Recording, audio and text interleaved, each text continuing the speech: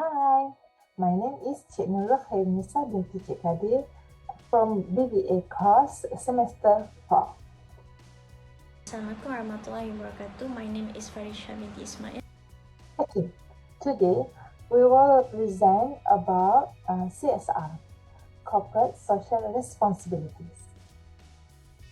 What is a corporate social responsibilities? The short form is CSR. Okay, from this presentation, you will know what is corporation, definition of a CSR, nature of CSR, international context of CSR, strategies of CSR, and the last one is outcome of CSR. Okay, what is a corporation?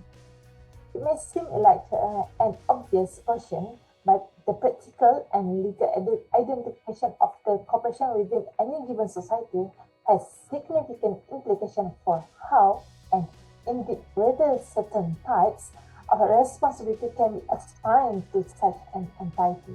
We can understand the company have responsibilities. Responsibility of what?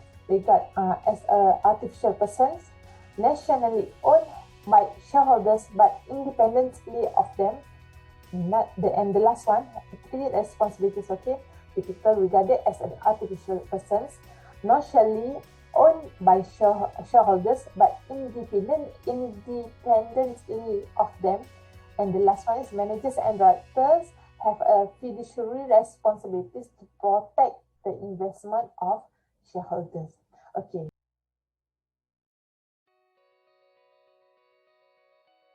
Okay, so now, can corporation have a responsibilities? Only human have a moral responsibilities for their actions. Like it's the manager's responsibility to act solely in the interest of shareholders. Social issues and the problems are the proper province of the states rather than corporate managers.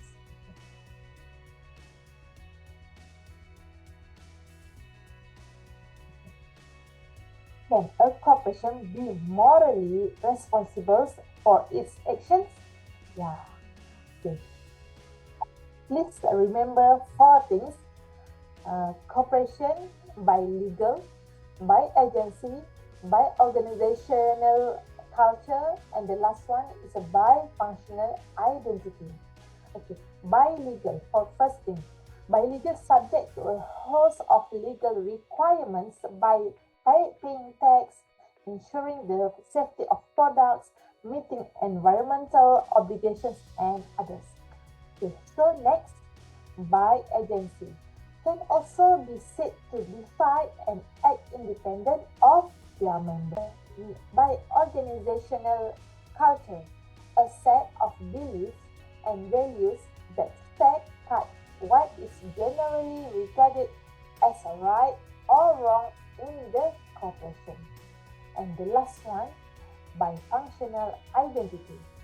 Corporate citizens and espouse the aspiration to act as a good neighbor and partner with other members of society.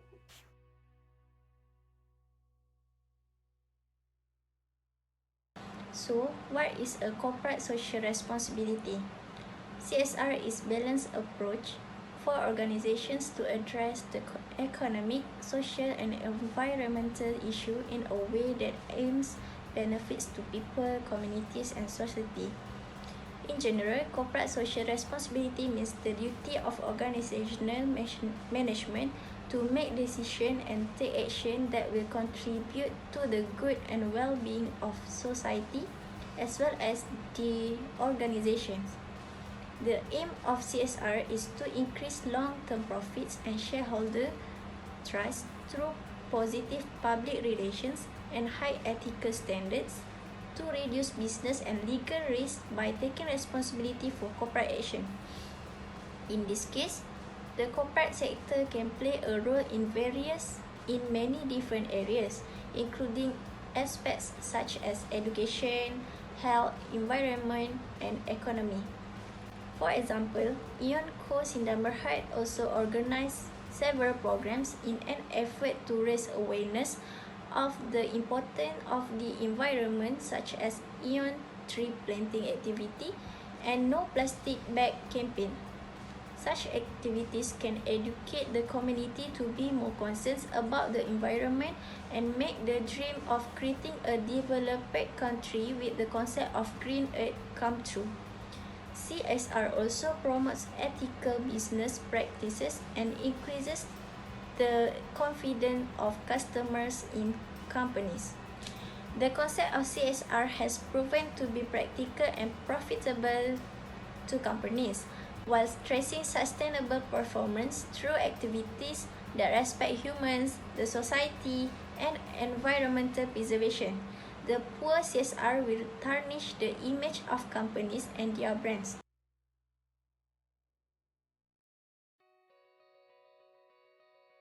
Next, we move to the nature of corporate social responsibilities. What is the nature of corporate social responsibilities? There are four-part model of corporate social responsibility as initially proposed by Archie Carroll. The first one is economic responsibility. Economic responsibility is the lowest level of the pyramid, represent a business first responsibility, which is to be a well-functioning economic unit and to stay in business. It is because companies have shareholders who demand a reasonable return on their investment, they have employees who want good jobs, and they have customers who want their product to satisfy their needs. Being profitable is the only way for a company to be able to survive long-term and benefit society. Economic social responsibility also involves paying appropriate business taxes and meeting other financial commitments.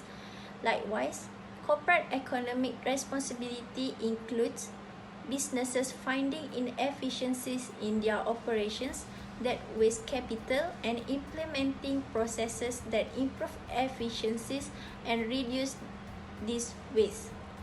Second one is legal responsibility. The legal responsibility of corporation demands that business abide by the law and play by the rules of the game. What are the rules of the games? Company needs to obey the law and regulation, as well as what society codify as right and wrong, and also doing what is required by the stakeholder. Employment laws, competition with other companies, tax regulation, and health and safety of employees are some examples of the legal responsibilities a company should adhere. The easy example here is the regulation of our environment. We have legal frameworks to defend basic human right to clean air and water because we need those things to survive. Organizations can create and sell their products and services in a way that affect the environment, but only to a point are designated by the government. When those negative business consequences become too much, company could face legal proceedings and other levies that set them back financially and threaten their existence. Failing to be legally responsible can be very bad for business. The third one is ethical responsibility. Ethical responsibility is concerned with ensuring an organization is operating in a fair and ethical manner. Organizations that embrace ethical responsibility aim to achieve fair treatment of all stakeholders, including leadership, investor, employee, supplier, and customers. However, it is best for a company to be ethical, as this not only shows their stakeholders that they are moral and just, but people will feel more comfortable purchasing goods and services from the company as well. Being environmentally friendly, treating supplier or employees properly are a few examples of being ethically responsible. This is where the idea of reputation looms large. Word of mouth and consumer perception has a huge impact on a company's bottom line. Therefore, ethical responsibility consists of what is generally expected by society over and above economic and legal expectation. The last one is philanthropic responsibility. The Greek word philanthropy means literally the love of the fellow human. The model incorporates activities that are within the corporation discretion to improve the quality of life of employees, local community, and ultimately society in general. Philanthropic responsibility can include things such as funding educational programs, supporting health initiatives, donating to causes, and supporting community beautification projects. Philanthropic responsibility is more than just doing what is right, but it's something that holds true to the company's value to give back to society. Responsible business is one which qualifies all the levels of responsibility before taking up philanthropy. Without fulfilling the other responsibility, a business cannot sustain. Next, we move to the CSR in an international.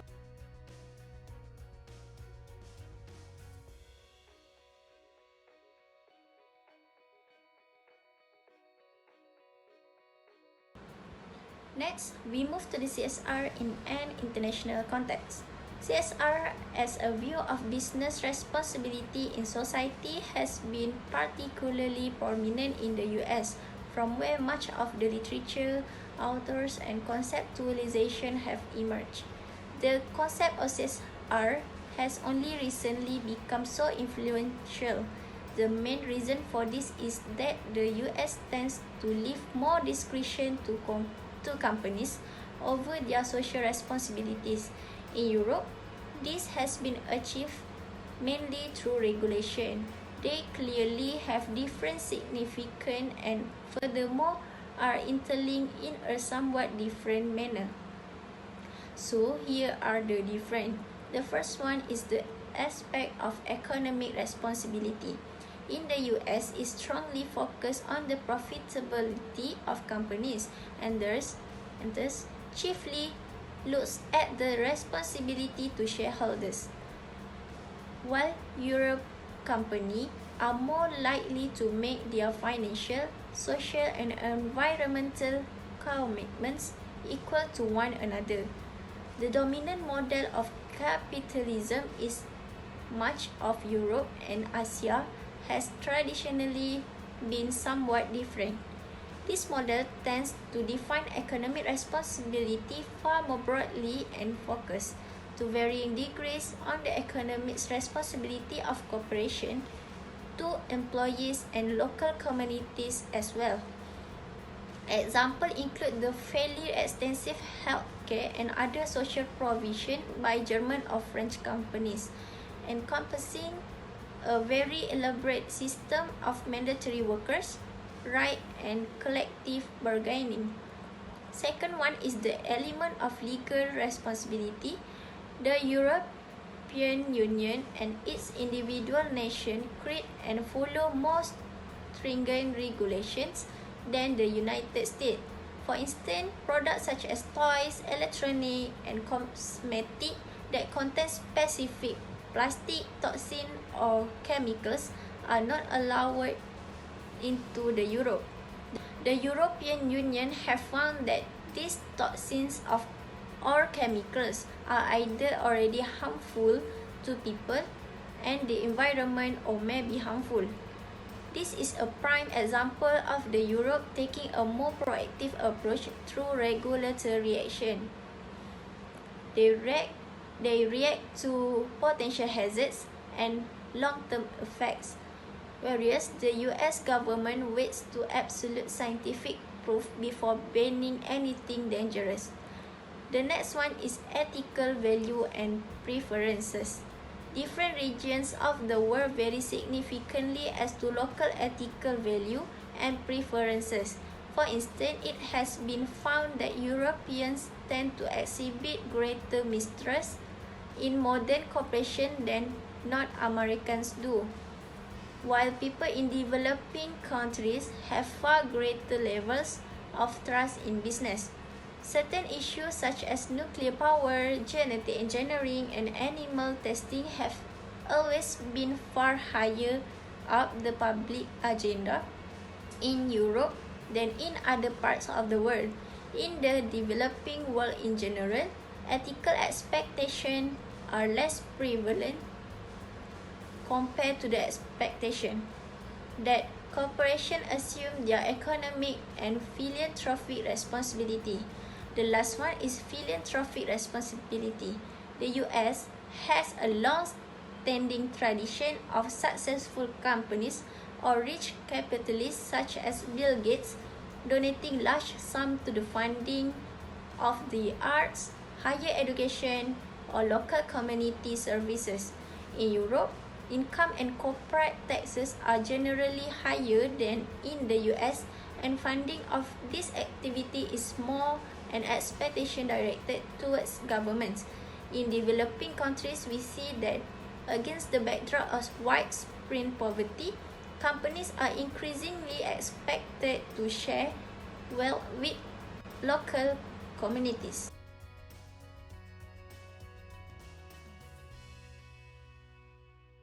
Next is strategy of a CSR.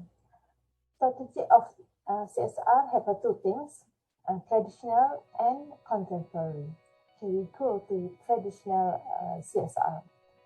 Traditional CSR is a rather long-standing approach to social responsibilities, which in some ways has been practiced since the Industrial Revolution, but is still widespread uh, around the globe.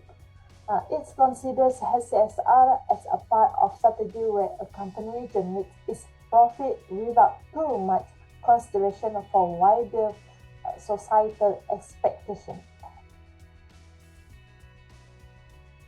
As Werner said in a CSR initiative addressing social exclusion in Bangladesh 2009, businesses can have positive impact on society and development through three main avenues.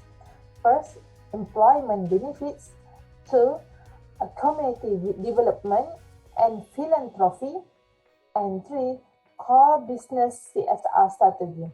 The first two avenues can be broadly grouped together in traditional CSR. Traditional CSR activities that encompass community development and philanthropy are usually seen as distinct and unrelated to core business operation. Business could have a CSR program of education and healthcare while polluting the environment and treating workers poorly. Strategic CSR is meant to address this problem by addressing any negative value chain impacts while supporting the business strategy and the needs of the community. This traditional CSR is differentiated in motivation, implementation, and impact from strategies of CSR.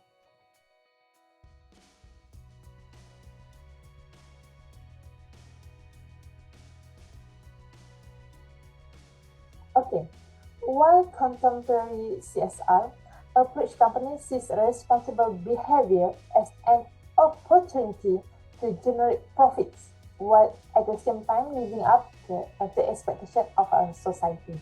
Which is company makes a profit and society also can get the benefits.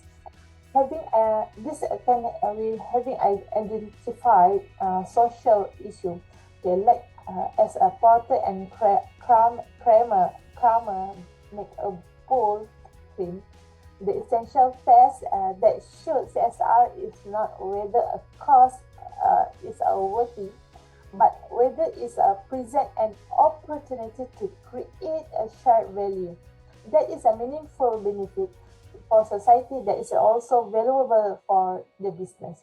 As a result, they can they show the company how the company can create a corporate social agenda, compose of strategies CSR. That's like Porter and Kramer see.